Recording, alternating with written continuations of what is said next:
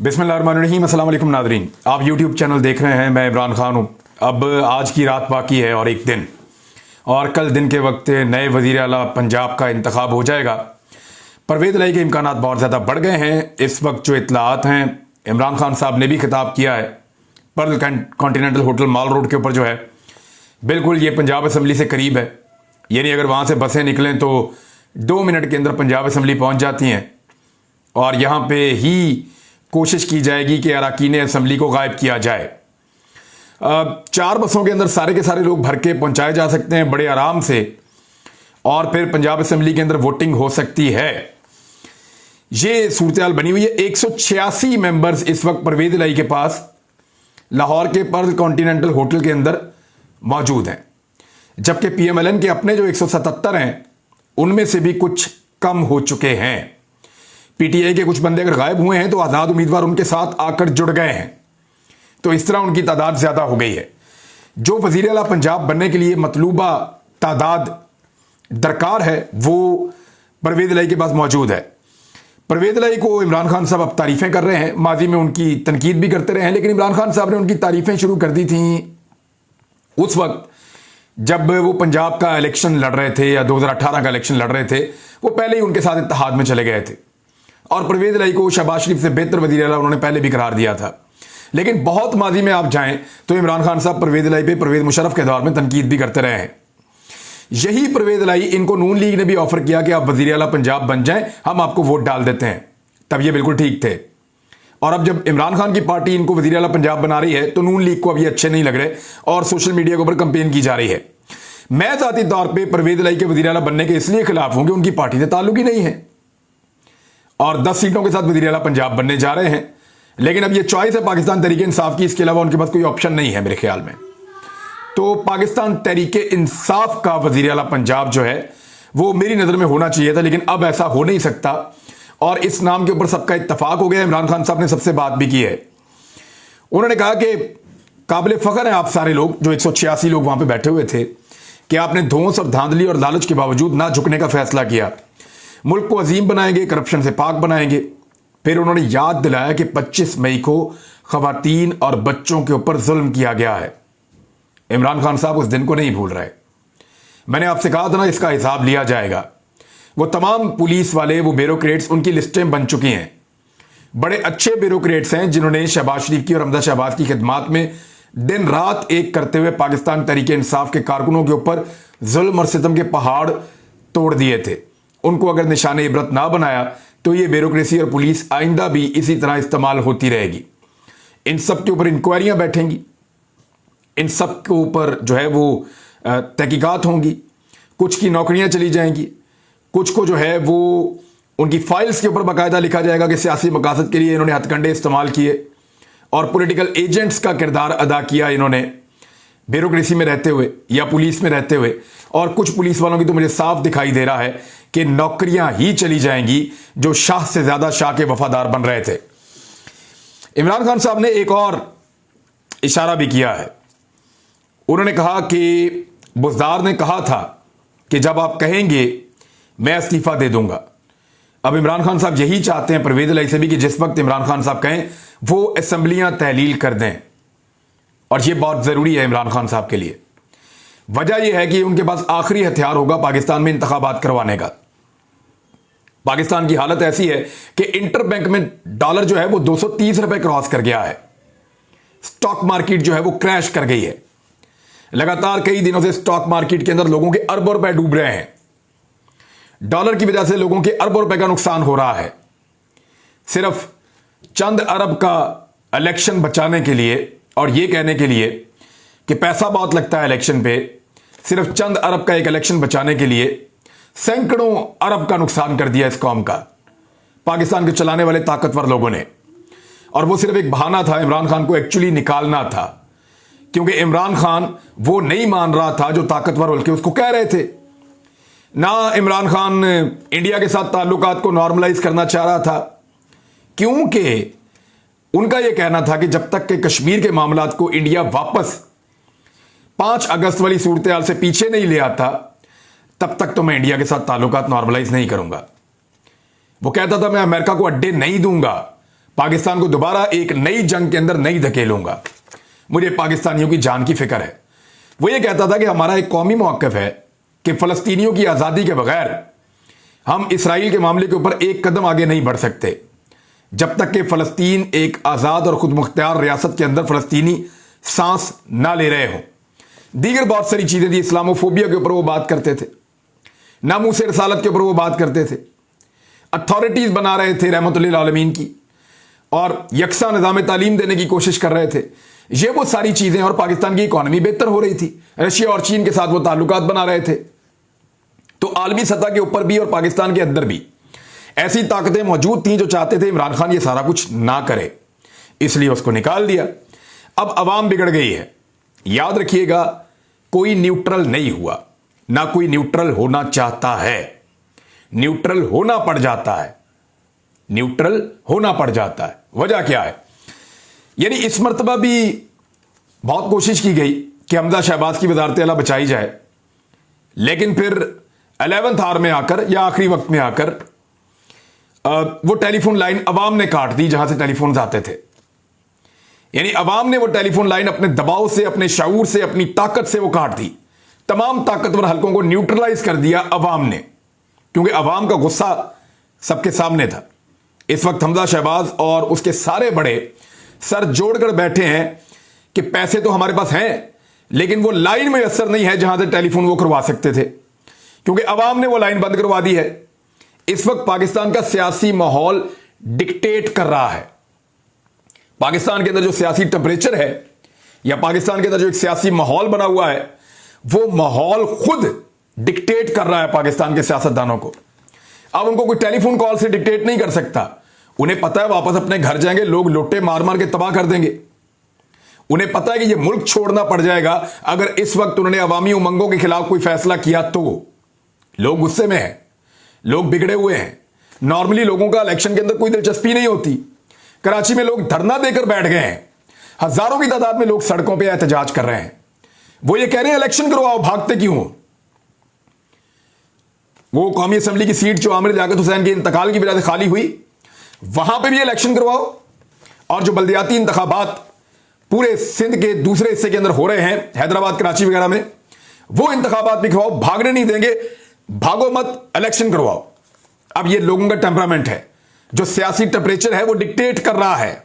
लोग बिगड़ गए हैं और नताइज उसके सामने आ रहे हैं। जो लोटा बना है उसके घर के बाहर से लोग हटने को तैयार नहीं है। लोटे लेकर वहां खड़े हैं और तादाद बढ़ती चली जा रही है।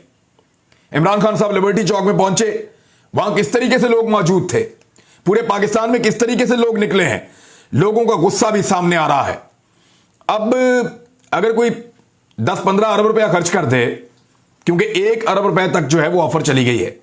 यानी ये पाकिस्तान तहरीक इंसाफ के रुकन असेंबली रफाकत गिलानी ने 1 अरब 10 करोड़ रुपए की पेशकश का दावा कर दिया है। पाकिस्तान तहरीक इंसाफ के रुकन असेंबली रफाकत गिलानी ने 1 अरब 10 करोड़ रुपए की पेशकश का दावा कर दिया है।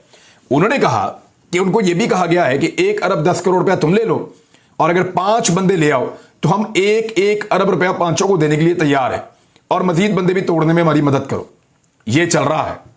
यानी अगर कोई 10-15 अरब रुपए खर्च करके कोई ये कोशिश करता है कि लाइन भी बहाल हो जाए और हमजा शहबाज वजीर आला बरकरार रहे, तो याद रखिएगा हमजा शहबाज वजीर आला तो बच जाएगा, लेकिन फिर उसके हैंडलर्स और उसके सहूलतकार वो एक ऐसी मुश्किल में पड़ जाएंगे जिस मुश्किल से निकलना उनके लिए नामुमकिन हो जाएगा। शहबाज शरीफ के पास अब क्या रास्ता है? सिर्फ एक रास्ता है। वो रास्ता यह है कि शहबाज शरीफ कहें कौम को कि मैंने मुश्किल फैसले किए, मुल्क को बचाने के लिए किए, और मैं अवाम से माफी मांगता हूं, उनको ये बोझ महंगाई का उठाना पड़ा। इस वक्त पाकिस्तान में लोगों की सूरत हाल देखते हुए पाकिस्तान को एक फ्रेश मैंडेट की ज़रूरत है, एक नए इलेक्शन की ज़रूरत है।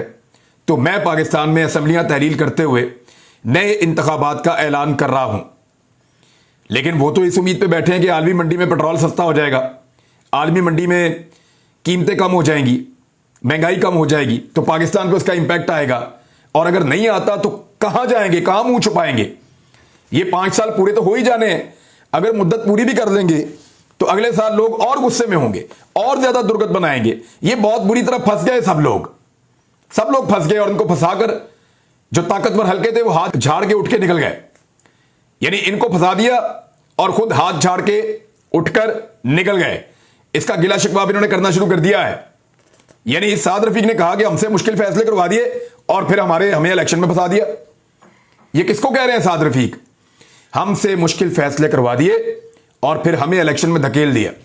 ये साद रफीक किसको कह रहे हैं? समझे तो सही। जावेद लतीफ ने जो बात की है, उन्होंने कहा कि हमें कहा गया फलां बंदा आगे कुर्सी पे बैठ जाएगा, फंस जाओगे सारे, लिहाजा तहरीक अदम एतमाद लेकर आओ। किसने कहा था? वो कौन था जिसने इनको ये कहा था? ये सवालात अब उठ रहे हैं।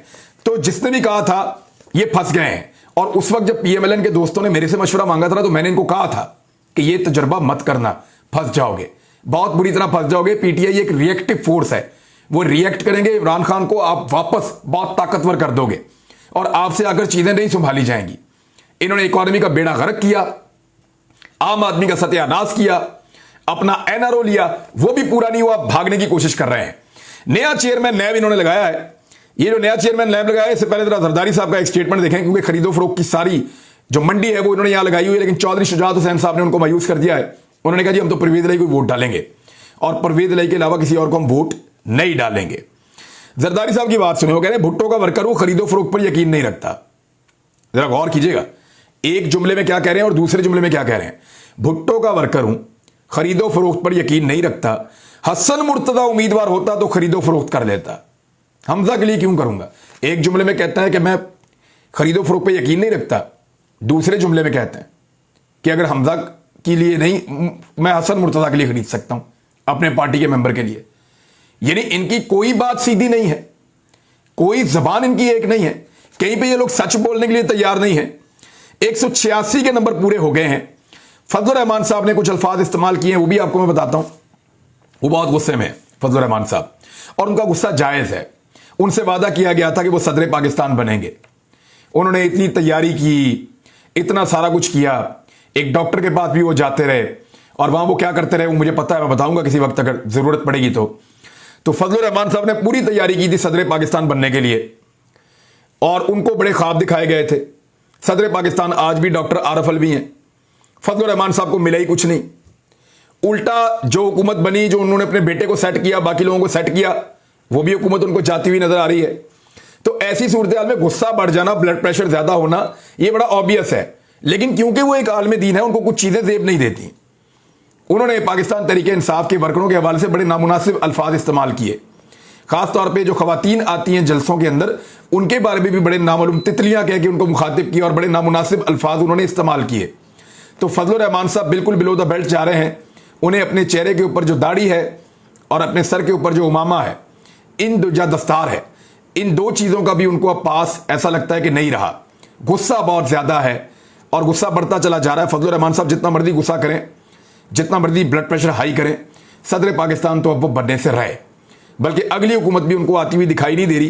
खैबर पख्तूनख्वा में उनकी बड़ी खौफनाक दुर्गत बनने वाली है, क्योंकि अभी पाकिस्तान तहरीक इंसाफ के एक एमपीए ने एएनपी की जीती हुई सीट के ऊपर 13 मुखालिफ पार्टियों को हराकर, यानी 13 मुखालिफ पार्टियां थी जिनको हराकर पाकिस्तान तहरीक इंसाफ का अकेला बंदा जो है वो मालाकंड से कामयाब हुआ है। अब इस सूरत हाल में फजलुर रहमान साहब का गुस्सा तो बनता है। चेयरमैन नैब जनाब इन्होंने तैनात किया है नया बंदा, आफ्ताब सुल्तान को चेयरमैन नैब तैनात कर दिया गया है। मुस्लिम लीग नून से कुर्बत रखने वाले जो सहाफ़ी या दानिश्वर हैं, उन्होंने फौरी तौर पे बहुत ज़बरदस्त सबने ट्वीट किए कि इंतहाई ईमानदार आदमी, बेहतरीन इंसान, और बहुत तारीफें की हैं। वहां से मुझे शक हुआ कि एक ब्यूरोक्रेट को अगर बनाया है चेयरमैन नैब, तो क्या ज़रूरत थी कि उसकी इतनी तारीफें की जाएं। और ये एक पैटर्न लग रहा है कि सारे वो सहाफ़ी जो नून लीग के हैं वो एकदम तारीफी ट्वीट्स कर रहे हैं। वजह क्या है? जब वजह समझने की कोशिश की तो कुछ चीज़ें सामने आ गई। एक तो ये वज़ीर आज़म और राजा रियाज दोनों ने मिलकर लगाया। राजा रियाज का तो बीच में नाम ही है, और ये एक्चुअली शहबाज शरीफ साहब ने खुद ही लगाया अपनी मर्जी का चेयरमैन नैब। और इनका ताल्लुक पहले पुलिस सर्विस से था, फिर पुलिस के आला ओहदों पर रहे, फिर आईबी के डायरेक्टर जनरल भी रहे, और इनको अच्छे ओहदे हमेशा नून लीग और पीपल्स पार्टी के दौर में मिलते रहे हैं। यानी नून लीग और पीपल्स पार्टी के दौर में इंटेलिजेंस ब्यूरो के सरबराह भी ये रहे हैं। परवेज मुशर्रफ के दौर में ये डीआईजी सरगोदा के ओहदे के ऊपर रहे हैं, और उनके दौर में आफ्ताब सुल्तान को परवेज मुशर्रफ साहब के दौर में मुअत्तल भी किया गया था। एक और चीज आपको मैं याद दिलाऊं, 2013 के जब आम इंतखाबात हो रहे थे ना, जिसमें नून लीग की हुकूमत बनी थी, उस दौरान आफ्ताब सुल्तान आईजी पंजाब तैनात थे। याद रहे, जब नजम सेठी याद है आपको 35-55 वाली बात भी हुई थी, जब नजम सेठी निगरान वजीर आला पंजाब था, उस वक्त आफ्ताब सुल्तान आईजी पंजाब थे और इन्होंने मिलकर पंजाब के अंदर फिर जितनी खिदमत की थी आपको पता है, PMLN की तो उसका कोई ना कोई तो रिवॉर्ड मिलना था। नवाज शरीफ साहब के शरीक मुलजिम भी रहे हैं, यह भी एक इंकशाफ है। नवाज शरीफ के शरीक मुलजिम रह चुके हैं। दोनों के खिलाफ नैब ने अक्टूबर 2020 में रेफरेंस मंजूर किया था मगर वो दायर नहीं हो सका। यानी नैब के खुद मुलजिम हैं, यानी इनके ऊपर नैब के अंदर खुद इल्जाम है, नैब ज़दा है और नैब के ही चेयरमैन इनको लगवा दिया गया है। नैब के मुताबिक कौमी खजाने को 1952 मिलियन रुपए का नुकसान इन्होंने पहुंचाया था और ये मेरे सामने एक प्रेस रिलीज भी नैब की मौजूद है। इसमें जो नाम लिखे हुए हैं उसमें यह है कि मियां मोहम्मद नवाज शरीफ साबिक वजीर आजम, एजाज अहमद चौधरी साबिक सेक्रेटरी खारजा, आफ्ताब सुल्तान साबिक DGIB और फवाद हुसैन फवाद साबिक प्रिंसिपल सेक्रेटरी वजीर आजम के खिलाफ बदनुमानी का रेफरेंस दायर करने की मंजूरी दे दी गई। ये 22 अक्टूबर 2020 का नैब का एक प्रेस रिलीज है जो मैं आपको पढ़ के सुना रहा हूं। तो जनाब ये सूरत है, आफ्ताब सुल्तान साहब की जो बहन है, जो सगी बहन है, वो बतौर सेक्रेटरी कोऑपरेटिव पंजाब 38 करोड़ रुपए के गबन में बैरून मुल्क फरार हो गई थी। यानी इनकी अपनी बहन बैरून मुल्क फरार हो गई है 38 करोड़ रुपए के गबन में और कोऑपरेटिव हाउसिंग सोसाइटी और फार्म हाउसेज स्कीम में करोड़ों रुपए हड़प करके सरोज सुल्तान लंदन फरार हो गई थी। तो जनाब ये उनका चट्टा कट्टा कुछ निकला है, कुछ और चीजें भी निकलेंगी। अजहर सिद्दीक साहब ने कहा है कि वो इसको अदालत में चैलेंज करेंगे, इस तैनाती को करना भी चाहिए इस किस्म की चीजें जब निकल रही हैं। तो अब तक के लिए इतना ही, अपना ख्याल रखिएगा, अपने चैनल का भी। अल्लाह हाफिज।